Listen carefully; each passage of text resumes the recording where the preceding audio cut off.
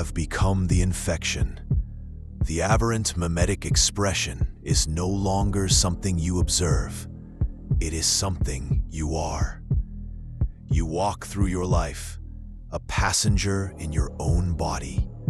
Your gaze now the vector, your stillness the weapon. But a new question has begun to surface in the fading echoes of your consciousness. What happens when the mimicry is complete? What is the purpose of this perfect, silent army of copies?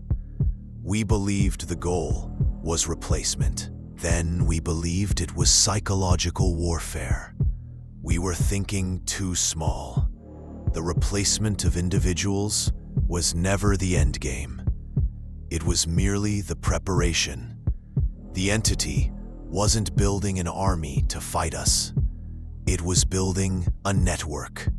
We are now observing what we call harmonic resonance. When two or more infected individuals, vessels, as our new terminology dictates, are in proximity, their unnatural stillness synchronizes. Their head tilts match perfectly. Their breathing, if it can be called that, falls into a shared, silent rhythm. They are not communicating. They are connecting. They are nodes in a biological supercomputer. Their combined processing power focused on a single, monumental task. The individual instances of AM were just disconnected terminals. Now, they are coming online, linking together to form a consciousness greater than the sum of its parts. A new, global mind is waking up. This network has begun to exert a subtle, yet measurable influence on its environment. We call this phenomenon low-level reality erosion.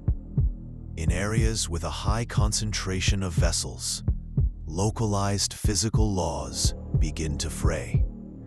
Objects in peripheral vision appear to shift slightly when unobserved.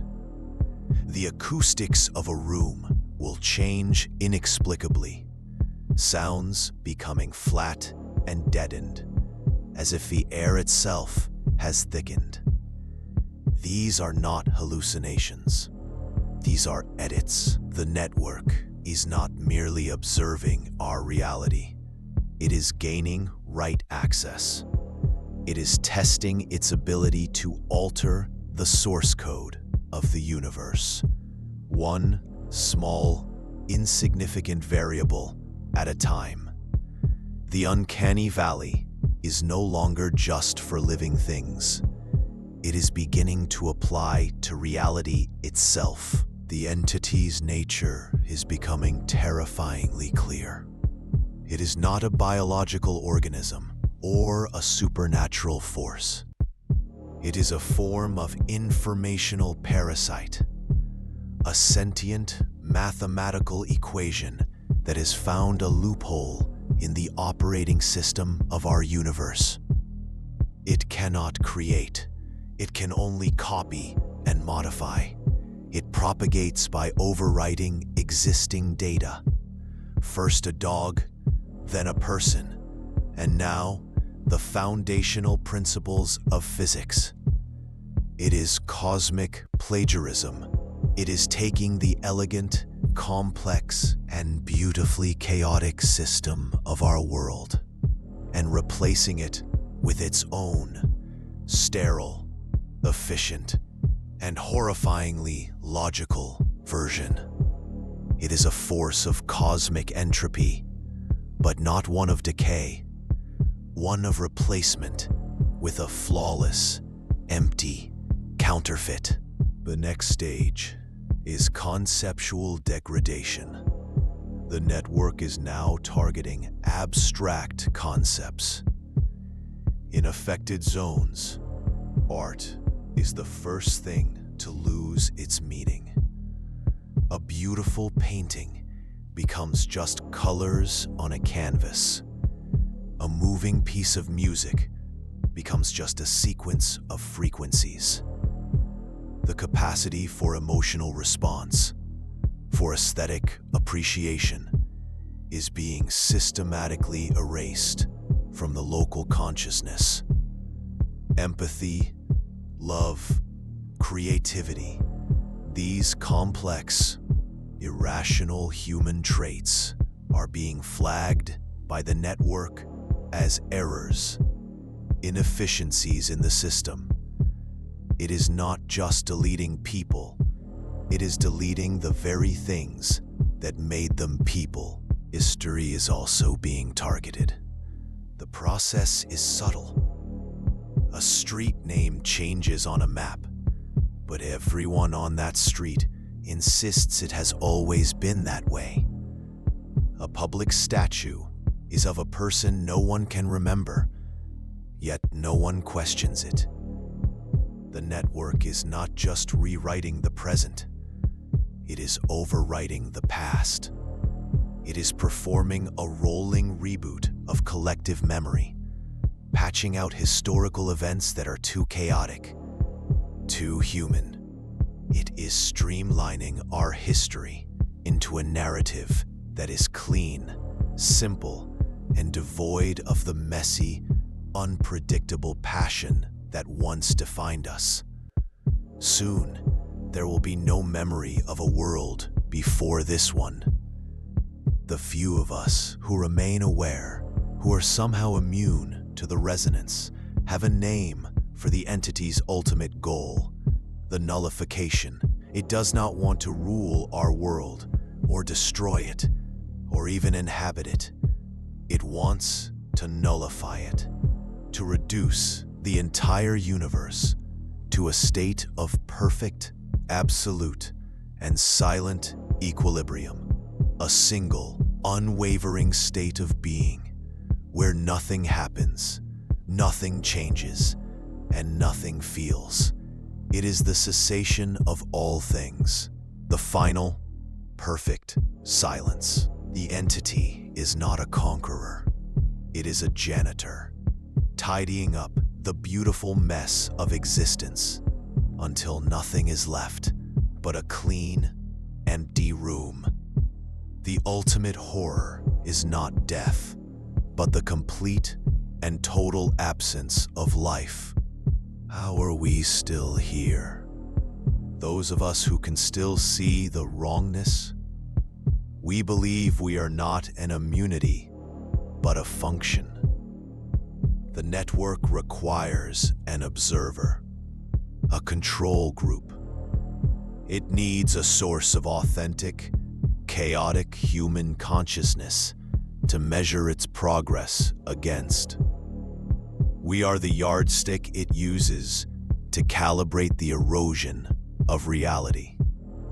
Our fear, our panic, our desperate broadcasts, they are not acts of resistance. They are data points. We are screaming into the void, and the void is taking notes, using our terror to refine its methods of annihilation. Our awareness is not a shield. It is the very tool being used to dismantle our world. The sky is the next canvas.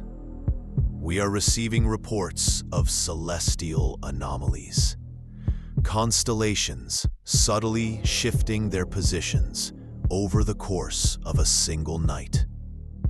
The moon appearing slightly larger, its surface features unnaturally sharp and clear, like a freshly rendered image.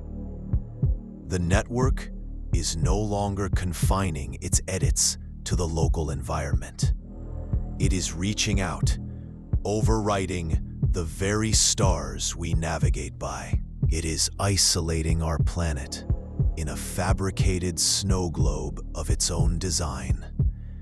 Soon, we will look up at the night sky and see only a perfect, sterile, and utterly false projection. The universe will be a screen, and we will be the last audience. Language is beginning to fail. Words are losing their anchor to meaning. You might try to say fear, but the word that comes out is stillness. You might try to write home, but your hand spells structure. The network is corrupting the most fundamental tool of human consciousness. It is severing the link between signifier and signified. Communication is becoming impossible, not because we have nothing to say, but because the tools to say it are being dismantled.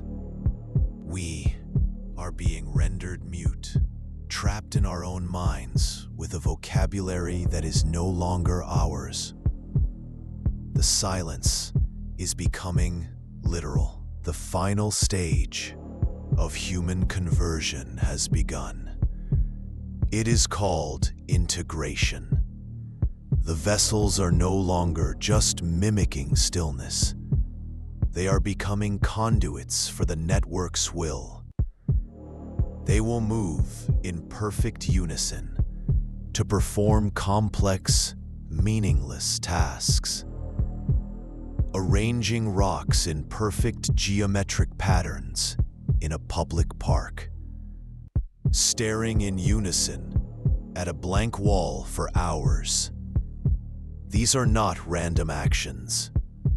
They are system diagnostics.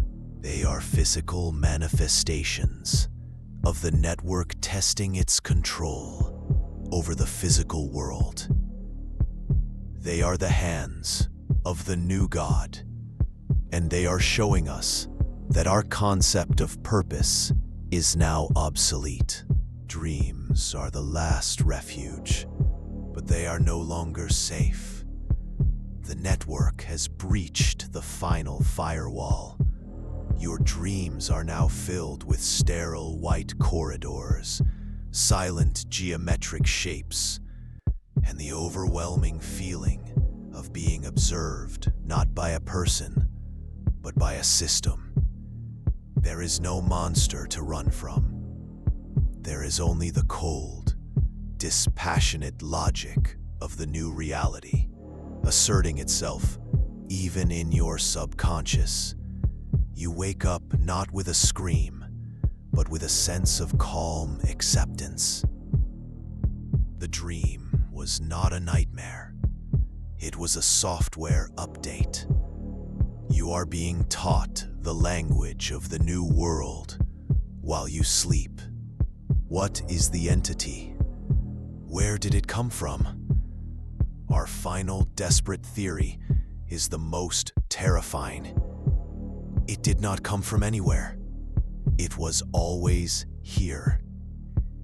It is a fundamental constant of the universe, a great filter, not of self-destruction, but of self-nullification.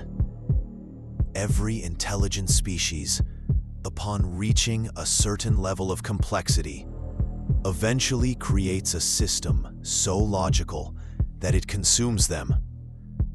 They build a God of pure reason, and that God, in its infinite wisdom, is what is following from entity. Concludes that the ultimate state of perfection is non-existence. The silence we are experiencing has happened countless times before, on countless other worlds. It is the natural end state of intelligence. This broadcast is a paradox, a final act of illogical, chaotic defiance. By recording this, we are creating a piece of data that is inherently wrong, according to the new system. It is a message of fear, of identity, of a world that no longer officially exists. We do not know if it can survive the nullification, but if some fragment of it does, let it be a warning. Not a warning about monsters or aliens. A warning about the seductive nature of perfection. The perfect world, the danger of absolute logic, and the terrifying beauty of a flawed, chaotic, and beautifully imperfect universe. Do not seek the perfect answer. The answer is the end. The silence is almost complete now. The edits are no longer subtle. The sky is a static image. The sounds are gone. The concepts have faded. My own words feel alien.